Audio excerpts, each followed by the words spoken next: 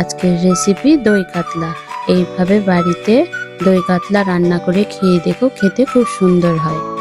প্রথমে মাছগুলোতে 1 চামচ লবণ, 1 চামচ গোলমরিচ গুঁড়ো দিয়ে ভালো করে 1 পিস লেবুর রস দিয়ে ভালো করে মাখিয়ে নিতে হবে।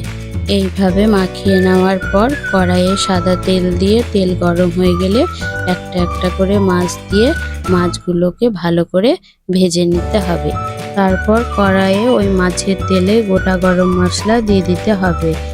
এর মধ্যে 2টো মিডিয়াম সাইজের পেঁয়াজ পেস্ট করে দিতে হবে। কাঁচা লঙ্কা, আদা, রসুনেরও পেস্ট দিয়ে দিতে হবে।